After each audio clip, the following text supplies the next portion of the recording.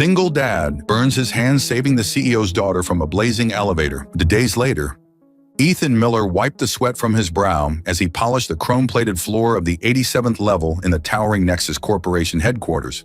The building, a gleaming testament to interspecies cooperation on Earth's first truly cosmopolitan colony, housed over 30 different alien species working together in what politicians called the greatest experiment in galactic harmony. For Ethan, it was just where he mopped floors to feed his son. Maintenance staff to level 42, emergency protocols engaged, the building's AI announced, its melodic voice betraying no urgency despite the flashing amber lights that suddenly bathed the corridor. Ethan's comm unit buzzed. "Miller, you're closest. Some kind of electrical fire in the executive lift bank," his supervisor barked. "On it," Ethan replied, already sprinting toward the service elevator.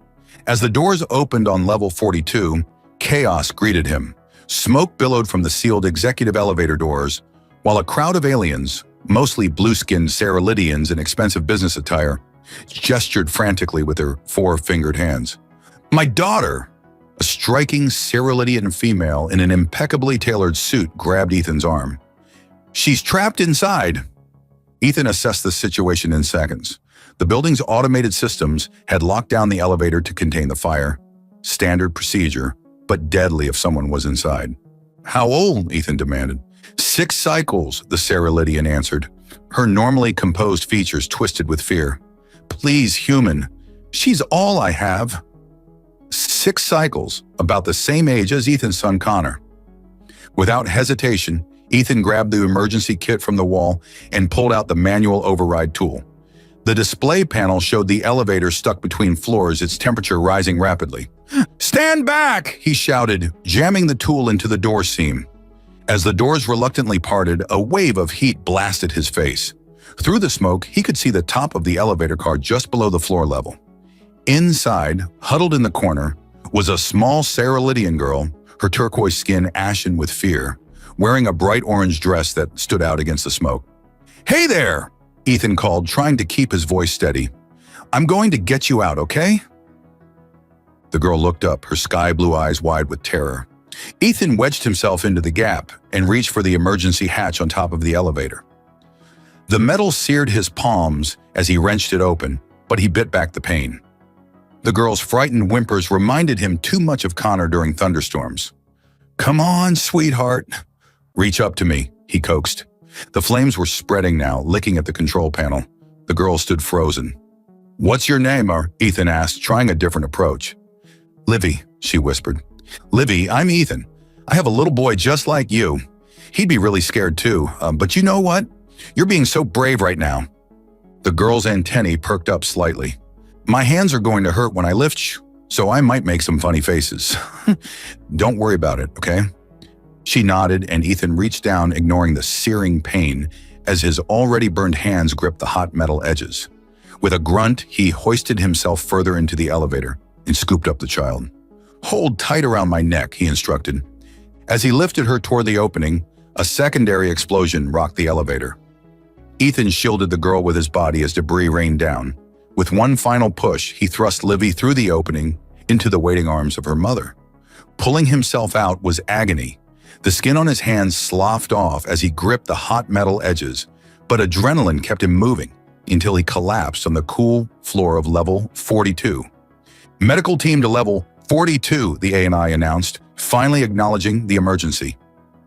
Through pain-blurred vision, Ethan saw the Ceralidian businesswoman clutching her daughter, their foreheads pressed together in the traditional familial greeting of their species. "Thank you, human," the alien said, her voice melodic yet commanding, even thick with emotion. "I am Nara Ven, Chief Executive of Nexus Corporation. You have saved my greatest treasure." Ethan tried to respond, but the pain overwhelmed him, and darkness closed in. His last coherent thought was of Connor, waiting at the colony school for a father who wouldn't be picking him up today. Ethan awoke to the steady beep of medical monitors and the distinct antiseptic smell that was somehow universal across human and alien medical facilities. His hands were encased in regenerative gel sleeves, top-tier medical tech he definitely couldn't afford on a janitor's salary. "Daddy!" Connor's voice cut through his disorientation. Ethan turned to see his 7-year-old son perched on a chair beside the bed. A data pad with animated characters paused on his lap. Before Ethan could respond, Connor scrambled onto the bed, careful to avoid the medical equipment. "Easy there, Tiger," Ethan said, his voice rough. "Where are we? How did you get here?" "We're in the executive medical wing," came a melodic voice from the doorway. "And I arranged for your son's transport from his educational facility." Nara then stood in the doorway, her tall, slender frame silhouetted against the bright corridor light. Unlike the frantic mother from yesterday, today she exuded composed authority in a tailored suit that complemented her turquoise skin. Her silver blue hair was swept into an elegant updo that accentuated her high cheekbones and the delicate ridges that framed her face. "Miss Vinton had her fancy shuttle pick me up from school," Connor explained, eyes wide with excitement. "It had real autopilot and everything." Nara stepped into the room and Ethan noticed the small figure partially hidden behind her legs. Little Livy peeked out, her sky-blue eyes curious but cautious.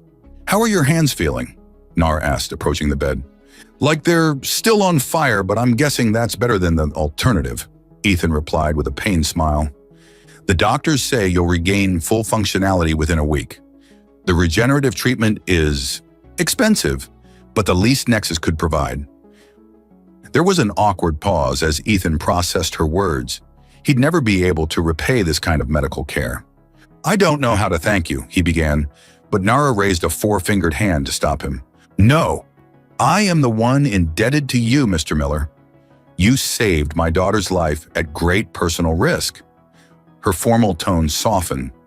"There is no greater treasure in any world than one's child." Connor, oblivious to the adult tension, had slid off the bed and was cautiously approaching Livy. "Hi, I'm Connor. Do you like space racers?" he asked, holding up his data pad.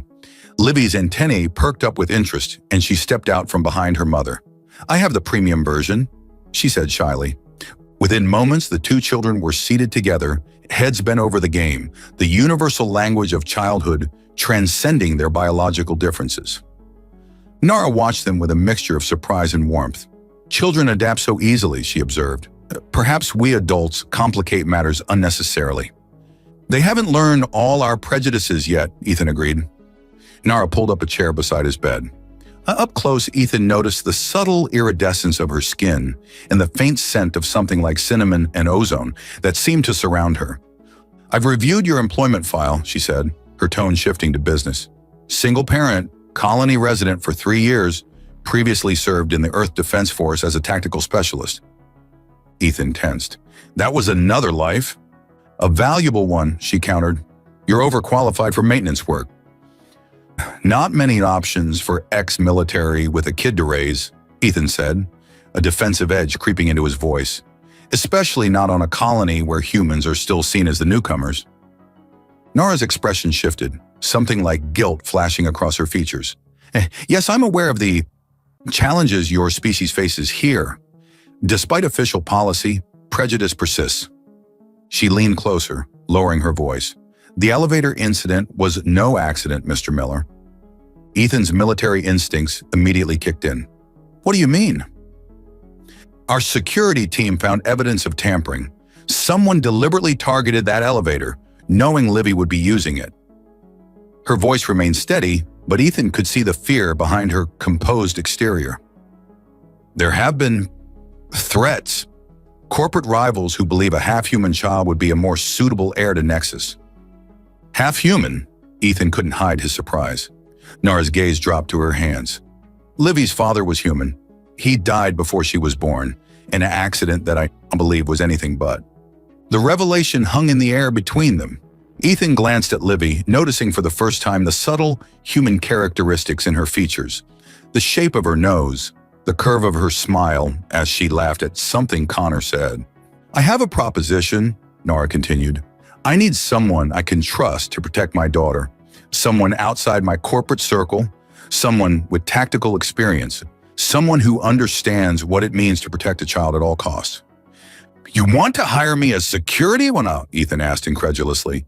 "I want to hire you as Livy's personal guardian, officially as her tutor in human culture.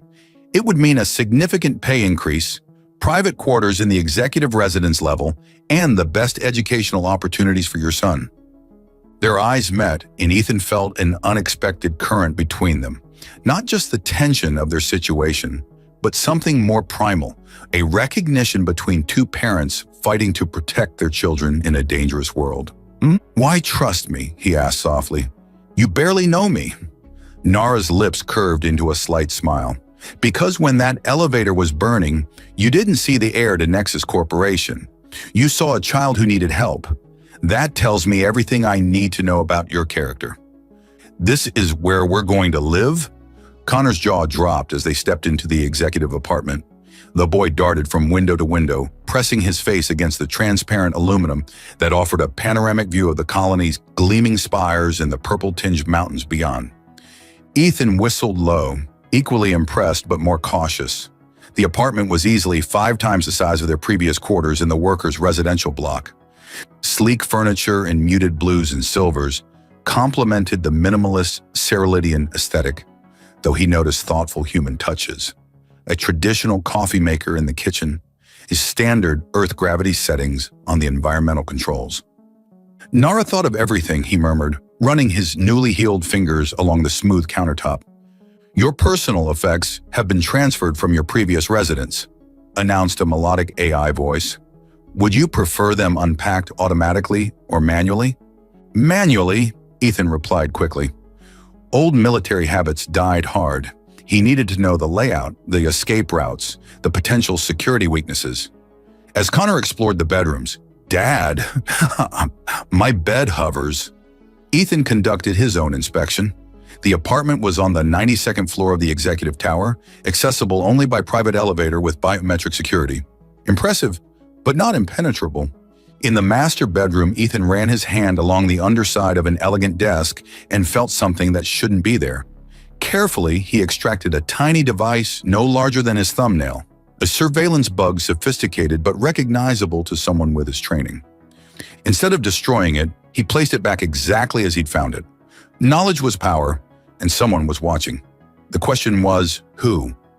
A chime announced a visitor. The door slid open to reveal Nara, dressed more casually than he'd seen her before, in a flowing tunic that accentuated her slender form. Are the accommodations satisfactory? She asked, stepping inside. They're incredible, Ethan admitted. Too incredible for a former janitor. Nara's lips curved into a slight smile. Your title is now Cultural Integration Specialist, with a focus on security protocols. The salary and accommodations reflect your position in my daughter's life. She moved closer, lowering her voice.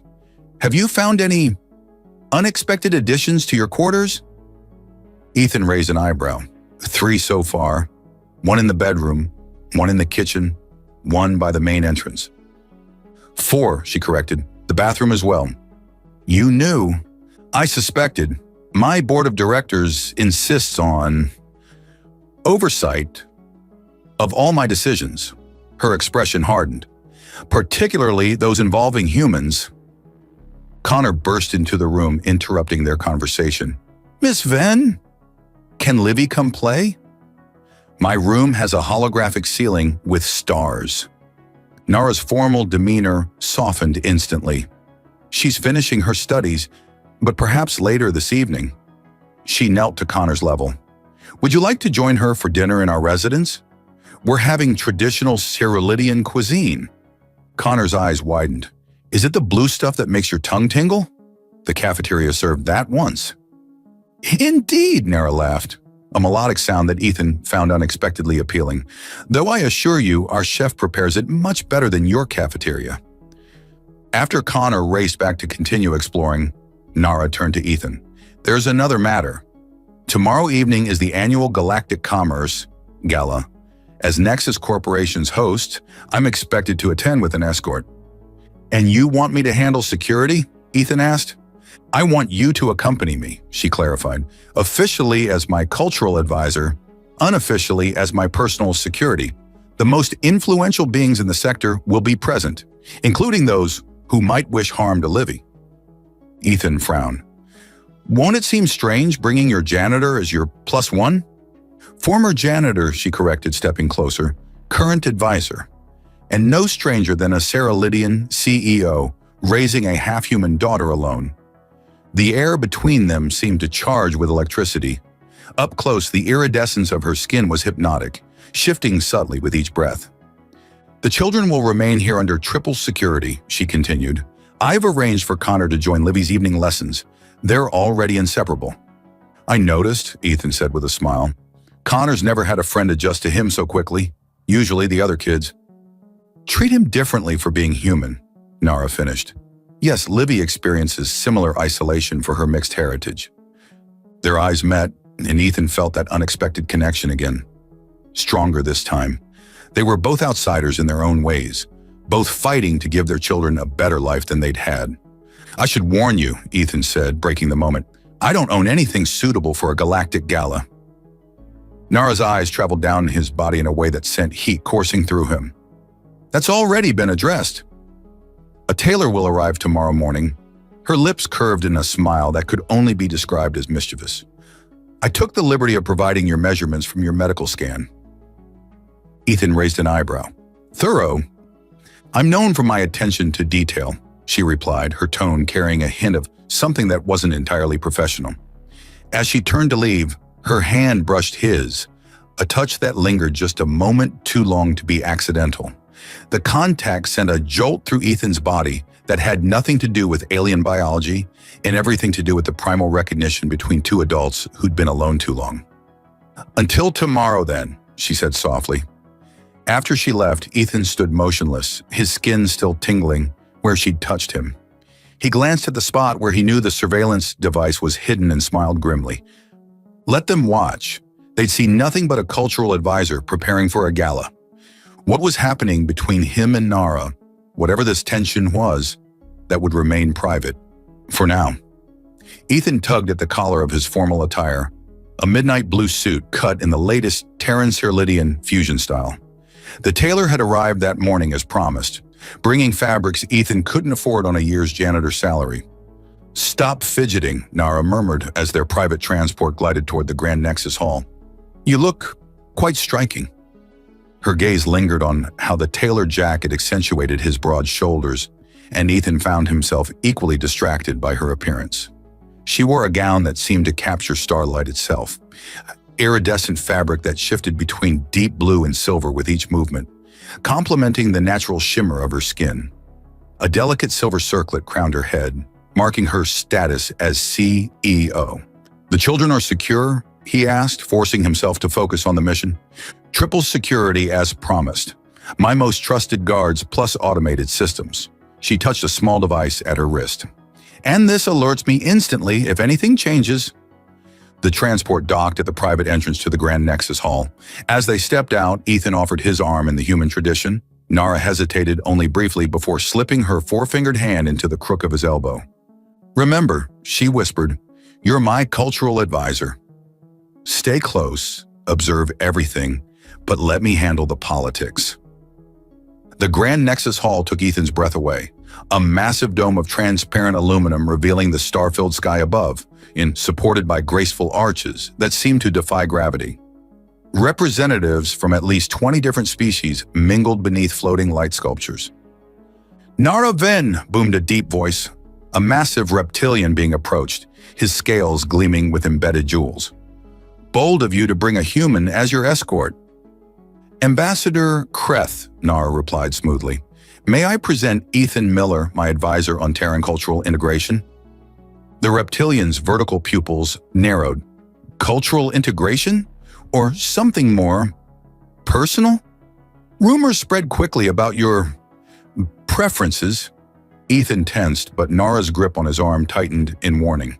"Ambassador, surely you're not suggesting that my business decisions are influenced by personal matters?" Her tone remained pleasant, but Ethan detected the steel beneath. "Of course not," Kreth replied with a toothy smile that held no warmth. "Though one wonders if your late husband's species has clouded your judgment regarding Nexus's future." Before Nara could respond, the orchestra began playing, and she smoothly steered Ethan away. "Kreth is chief financial officer of our main competitor," she explained quietly, "and one of our prime suspects."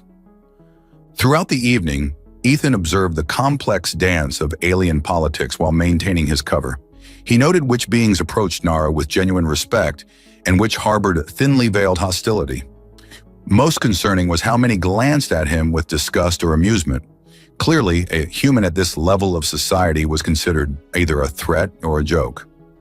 "Your species has quite the reputation," a willowy alien with translucent skin commented as Ethan collected drinks from the bar. "So passionate, so unpredictable." "We prefer adaptable," Ethan replied with a practiced smile. "Indeed. One might wonder how adaptable. You've been to Ceralidian physiology." The alien's gaze drifted meaningfully toward Nara across the room. Ethan's jaw tightened, but he maintained his composure. "I find xenobiology fascinating in all its forms. Excuse me. As he returned to Nara's side, the orchestra began playing a slower melody. Couples moved to the center of the hall, engaging in a dance that seemed part waltz, part flowing martial art. "We should join them," Nara said suddenly. "I don't know the steps," Ethan protested. "It's similar to your Earth waltz, with a few adaptations." Her eyes held a challenge. "Unless you're afraid." "Never," he replied, setting down their drinks and taking her hand. As they moved to the dance floor, Ethan felt the weight of hundreds of alien gazes. Nara placed one hand on his shoulder, the other clasping his palm. The slight differences in their anatomy, her longer fingers, the subtle texture of her skin, suddenly felt electric. "Follow my lead," she murmured, "then I'll follow yours." They began moving to the ethereal music, Nara guiding him through the unfamiliar patterns. Ethan was grateful for his military training as he quickly adapted to the rhythm. After the first minute, something shifted between them, a perfect synchronization that felt almost supernatural. "You're a natural," she whispered, her face close to his. "Good teacher," he replied, his voice rougher than intended. As the dance continued, Ethan became aware of the scandal they were creating. The whispers, the stares. But in that moment, with Nara in his arms, he couldn't bring himself to care. "They're watching us," he said softly. "Let them," she replied, her eyes never leaving his. "Sometimes the most effective strategy is to hide in plain sight." The music swelled, and Ethan executed a perfect turn, dipping Nara slightly. The move brought their bodies flush against each other, and he felt her sharp intake of breath. The physical contact sent a jolt of desire through him that was impossible to ignore. When the music ended, they remained locked together a moment too long. The applause that followed seemed distant, unimportant compared to the unspoken communication passing between them. As they made their way off the dance floor, Kreth intercepted them, his reptilian features twisted in distaste. "Quite the performance," he hissed. "Your board will be interested to see how thoroughly you've embraced human customs, Nara." "The board serves at my discretion, Ambassador," she replied coolly. "Not the other way around." "For now," Kreth replied, "but even CEOS can be replaced when they forget where their true loyalties should lie." The threat hung in the air as he slithered away.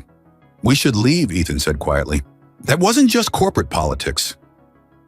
Nara nodded, her expression grave. "I've seen enough, and there are matters we need to discuss. Privately." The journey back to the executive tower passed in charged silence. Ethan's mind raced with everything he'd observed and everything he'd felt in Nara's arms. Both seemed equally dangerous. The moment they entered Nara's private quarters, the composed CEO facade crumbled. She removed her silver circlet with trembling hands, placing it on a floating pedestal by the entrance. "Let me check on the children first," she said, her voice tight with barely contained emotion. Ethan followed her down a corridor adorned with what appeared to be ancient Ceralidian art, flowing sculptures that seemed to defy physics.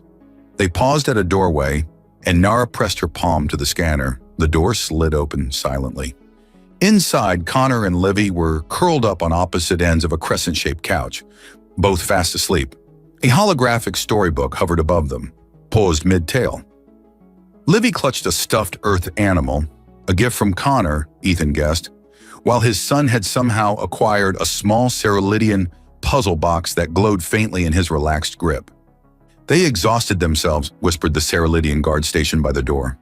The boy taught her Earth games, and she taught him our counting songs. Nara's expression softened as she gazed at the sleeping children. Transfer them to their beds, please, Taryn. Then you're dismissed for the night. The automated systems will suffice. After the guard gently carried the children to their respective rooms, Nara led Ethan to a private study. Unlike the formal, minimalist design of the rest of her quarters, this room felt personal. Shelves lined with physical books, a luxury in digital times, comfortable seating, and a large window overlooking the colony's nightscape. "No surveillance here," she said, pressing a panel that caused the window to frost over. "This room is completely secure." She moved to a cabinet and removed a decanter filled with amber liquid. "Terran whiskey, your people make remarkable spirits." "A woman of taste," Ethan commented as she poured 2 glasses. "Jared, Livy's father, introduced me to it." She handed him a glass, their fingers brushing. "He said it was liquid courage." Ethan took a sip, savoring the burn. "Tell me about him." Nara settled into a chair, her gown pooling around her like liquid starlight. "Jared was a human diplomat assigned to facilitate trade between our species. Brilliant, principled, fearless. Traits I've noticed are common in humans." She smiled sadly. "We were not supposed to happen. Interspecies relationships were discouraged then, especially between executives and diplomats. But you happened anyway." "Yes." Her eyes met his. "Humans have a remarkable ability to make the impossible seem inevitable." She took a long drink before continuing. "When I became pregnant, it caused a scandal. The board wanted me to terminate. They claimed a hybrid child would weaken Nexus. Jared fought for us. He was preparing documentation to take us back to Earth when his shuttle exploded during a routine journey." "An accident?" Ethan asked, already knowing the answer. "The official investigation said yes." "I never believed it." Her voice hardened. "I was 7 months pregnant and suddenly alone, fighting to keep both my position and my child. I won, but at a cost. I've spent 6 years building walls around Livy and myself, trusting no one." "Until a janitor with burned hands," Ethan said softly. Nara set down her glass and moved to sit beside him on the couch. "You remind me of him. Not physically. Jared was slighter, more academic. But that instinct to protect, to act without hesitation when someone is in danger." Her hand reached out, tracing the faint scars on his palms. "These hands saved my daughter without thought of reward or consequence. How could I not trust them?" The touch sent electricity through Ethan's body. Her skin was cooler than a human's, with a texture like fine silk. He turned his hand to capture hers. "I should tell you about Connor's mother," he said quietly. "Military relationship. She wasn't ready for a child, and I couldn't abandon him. We agreed I'd raise him, and she'd pursue her career off-world.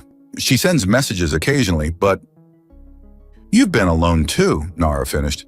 The space between them seemed to compress, the air charged with unspoken possibilities. Ethan could smell her exotic scent, something like cinnamon and ozone, and found himself leaning closer. A piercing alarm shattered the moment. They both jumped to their feet, instantly alert. Nara's wrist device flashed red. "Security breach," she said, her voice shifting from intimate to commanding in an instant. "Children's quarters." They raced down the corridor, Ethan drawing the compact pulse pistol he'd concealed in his formal wear. The door to Livy's room was still sealed, but the security panel beside it showed signs of tampering, microscopic probes attempting to bypass the biometric locks. "Amateur work," Ethan muttered, examining the device. "They didn't get in." "But they tried," Nara replied, her face pale. "While we were at the gala. While we were distracted." The realization hit them both simultaneously. The gala had been a diversion. Someone had wanted them away from the children. "The kids are safe," Ethan assured her, checking the security feeds. The attempt failed. But this was an inside job, someone with access codes to this level. Nara's expression hardened into something dangerous. "I want to know who. Tonight." Ethan nodded, already formulating a plan. "We need to check the security logs, see who accessed this floor while we were gone." As they moved to the central security panel, Nara suddenly stopped, turning to face him. "Ethan, what happened?" What was about to happen between us can wait, he finished for her. The children come first. Always. Relief and something deeper flashed in her eyes. She reached up, her cool palm against his cheek. This is why humans fascinate me. Your priorities are never confused. Before he could respond, she leaned forward and pressed her lips to his, a brief electric contact that sent shockwaves through his system. Cerulean lips were cooler than human ones, but the sensation was intoxicating. For courage, she whispered against his mouth. Now let's catch whoever is threatening our children. The security logs revealed only authorized personnel had accessed the floor, Nara's most trusted guards and household staff. But one name appeared during an unusual time slot. Taryn, the guard who had been watching the children. He was supposed to be on break then, Nara said, her voice tight. And look, he accessed the main security hub right before returning to duty. Perfect opportunity to plant the bypass device, Ethan concluded. Where is he now? A quick check of the system showed Taryn had left the building immediately after being dismissed. Too convenient, Ethan muttered. He knew we'd check the logs. Nara's eyes narrowed. Taryn has served my family for years if he's involved. Then someone got to him, Ethan finished, and we need to find out who. They shared a look of determination, the interrupted moment of intimacy not forgotten but channeled into a shared purpose, protecting their children at all costs. Are you sure this will work? Nara asked, her voice barely above a whisper as they finalized their plan in her secure study. Dawn was breaking over the colony, painting the sky in shades of lavender and gold. Neither of them had slept, spending the night analyzing security footage and in developing their strategy. It's our best option, Ethan replied, studying the holographic layout of Nexus Tower. We publicly announced we're moving the children to the corporate retreat facility for their safety. It's isolated, minimal staff, the perfect target. Except we won't actually take them there, Nara finished. Exactly. The children stay here under maximum security with your two most trusted guards. Meanwhile, we travel to the retreat with decoys and wait for them to make their move. Nara nodded, her silver-blue hair catching the morning light. Despite the crisis, Ethan couldn't help but notice how the sunrise highlighted the iridescent quality of her skin. Even exhausted and worried, she was mesmerizing. She caught him looking and held his gaze. What is it? Just thinking how different my life was a week ago, he admitted. Mopping floors, worrying about rent, trying to be both parents for Connor. Do you regret it? Saving Livy? Everything that's happened since? Ethan moved closer, taking her hand. Not for a second. The touch sparked that now familiar electricity between them. For a moment, they stood suspended in possibility, the danger around them only intensifying the connection. When this is over, Nara began. When this is over, Ethan agreed, not needing her to finish the thought. They reluctantly separated to set their plan in motion. Within hours, the official announcement went out. Due to security concerns, the CEO's daughter and her human companions would be relocating to the Nexus Mountain Retreat.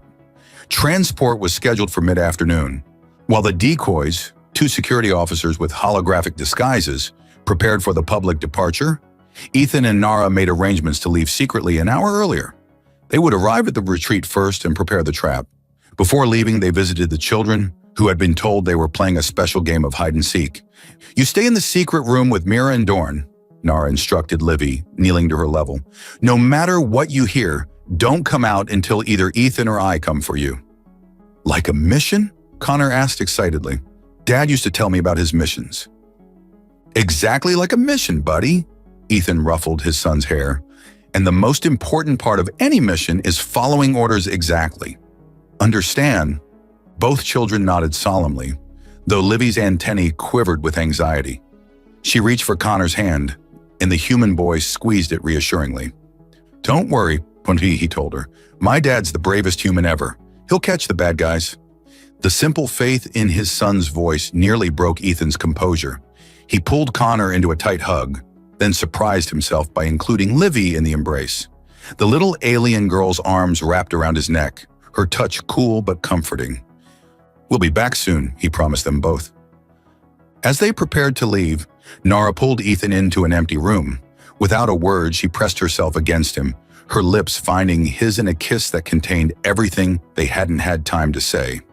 Unlike their brief contact the night before, this was deep, desperate, a promise and a plea wrapped together. When they finally separated, both breathing hard, Nara whispered, "For luck." "I thought Ceralidians didn't believe in luck," Ethan replied, his voice rough with desire.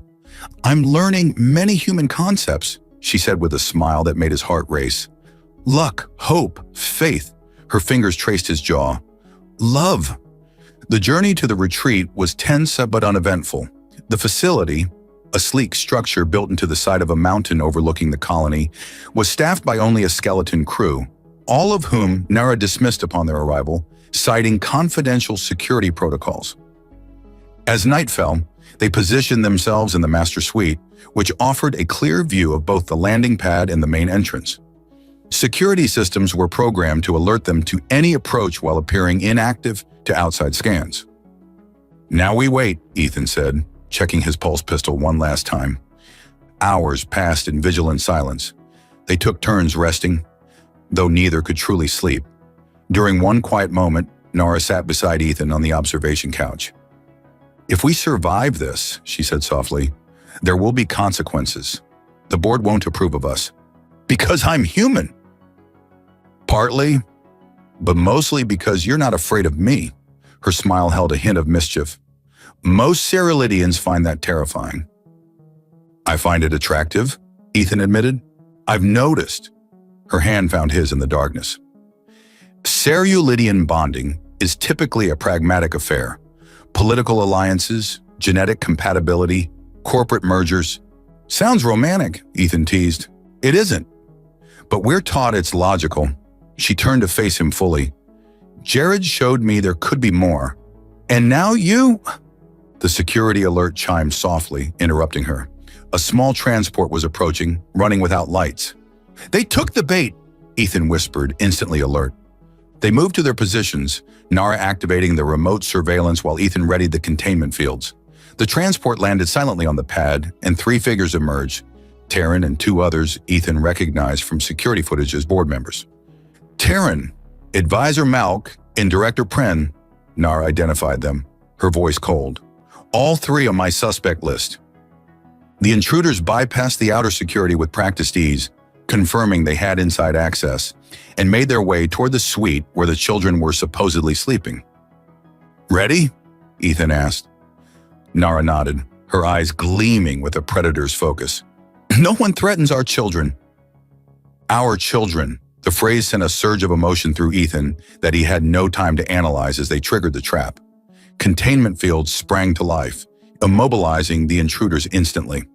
Lights blazed throughout the facility as Ethan and Nara emerged from their hiding place, weapons drawn. "Director Pren!"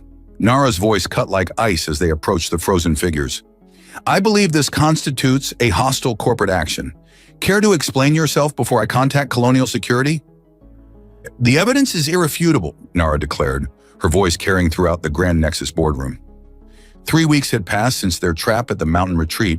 Colonial Security had taken the conspirators into custody, and a thorough investigation had uncovered a trail of corruption leading directly to Kreth, CFO of rival corporation Astral Dynamics. Today, at the emergency shareholder meeting, Nara stood confidently before the assembled board and major investors. Ethan watched from the side, impressed by her commanding presence in her formal CEO attire, a structured suit that somehow managed to look both authoritative and elegant.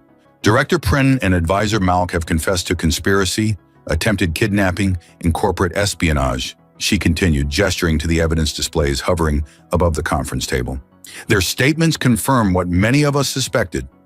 Kreth orchestrated both the elevator sabotage and the subsequent attempt to abduct my daughter. Murmurs rippled through the assembled aliens.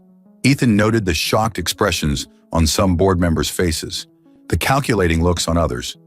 Their ultimate goal was to force a merger between Nexus and Astral Dynamics. With Kreth assuming control of the combined entity, Nara explained, my daughter, as a half-human hybrid, was considered an unacceptable heir to Nexus's legacy. She paused, her gaze sweeping the room. This prejudice against humans, against interspecies cooperation, has undermined our colony's potential for too long. It nearly cost my daughter her life. Twice. Ethan felt a surge of pride as Nara straightened to her full height, her voice taking on a tone he'd never heard before. Not just commanding, but visionary.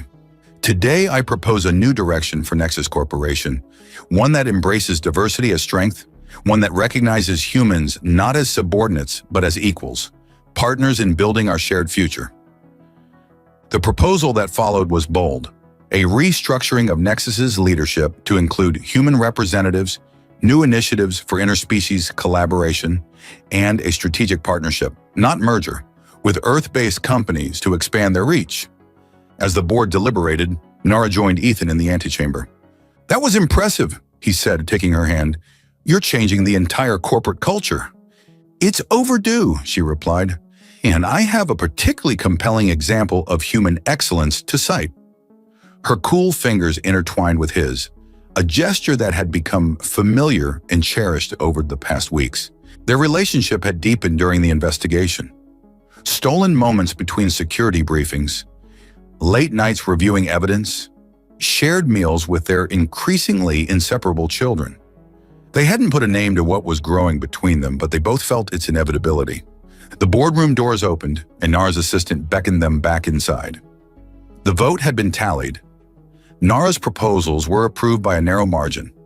Several board members resigned in protest, but the majority recognized the wisdom in her vision, particularly after Colonial Security had frozen Astral Dynamics assets pending their investigation into Kreth. As they left the boardroom, Nara's communicator chimed with an urgent alert from Home Security. "The children!" she gasped, her face paling to a lighter shade of turquoise. They raced to the executive transport pad where Nara's private shuttle waited. The journey to the residential tower took only minutes, but each second stretched agonizingly as the security alerts continued. "Unauthorized entry, fire suppression systems activated, emergency protocols engaged," the automated system reported.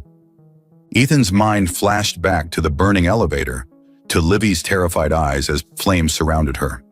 History was repeating itself, but this time, Connor was there too.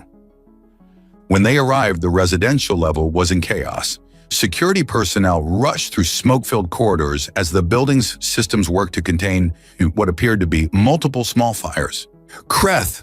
Nara hissed, recognizing the signature of the attack. "He must have had a contingency plan." They pushed through to the children's quarters, where they found the guards unconscious outside the sealed door. Inside, smoke billowed from several incendiary devices strategically placed to cut off escape routes. "Connor! Livy!" Ethan called, activating the emergency ventilation. A small voice responded from the panic room. Not Livy's or Connor's, but the household AI. "The children are not in the secure room, Mr. Miller. They evacuated through the maintenance shaft when the first device activated." "Smart kids," Ethan muttered, pride mingling with fear. "Where are they now?" "Unknown. Communications are jammed in this sector." Nara's face was a mask of controlled terror. "They know the emergency protocols. They'd head for the secondary safe room on level 85. They raced to the service elevator, but found it disabled. "Stairs," Ethan decided, already moving toward the emergency exit. 7 floors down, they encountered the children, but not alone. Kreth himself held Livy by the arm, a small weapon pointed at her head. Connor stood defiantly in front of them, his small body positioned protectively despite the obvious danger. "Let her go," the human boy demanded, his voice steady despite his fear. "My dad's coming, and he's going to kick your scaly butt." Kreth hissed in amusement. "Such spirit. Perhaps we should keep you as a pet when this is over." "Let the children go, Kreth," Nara called, her voice echoing in the stairwell. "Colonial Security already has your associates. It's over." The reptilian alien's vertical pupils narrowed. "And nothing is over while you and your abomination live. Nexus belongs to pure Cerealidians, not human lovers and half-breeds." Ethan assessed the situation with military precision. Kreth was focused on Nara, the weapon trained on Livy. Connor was directly in the line of fire, but also blocking Kreth's escape route.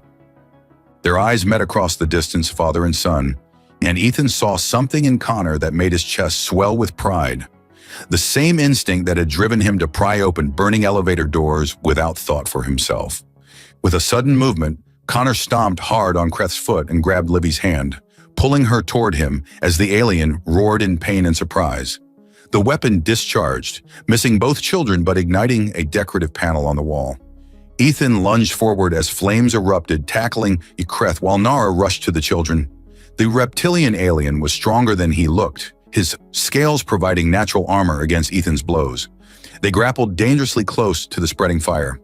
"Dad!" Connor shouted. "The ceiling!"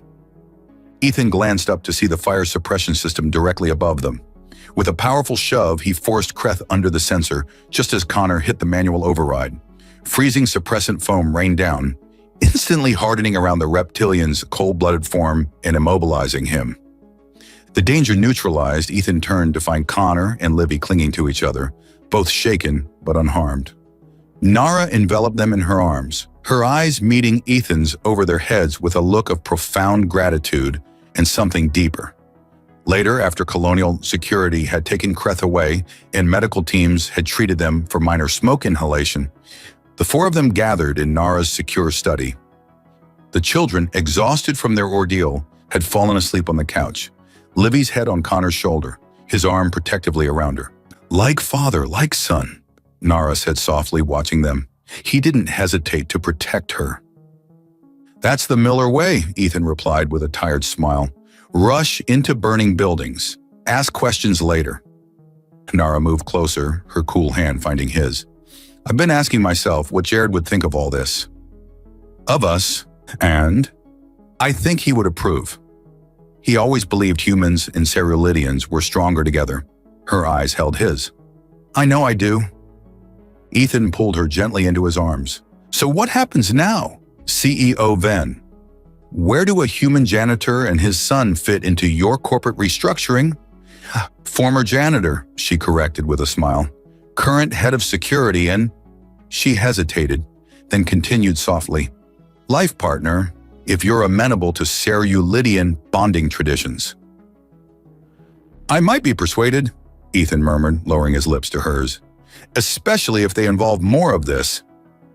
Their kiss deepened, a promise of the night to come when the children were safely in their beds. Two different species, two different worlds, finding in each other the missing piece they hadn't known they were seeking. When they finally separated, Nara rested her forehead against his in the traditional Cerulean gesture of intimate connection. "You know," she whispered, "there's an old Cerulean saying, 'Fire reveals the true nature of all beings.' I think your earth hands prove that true."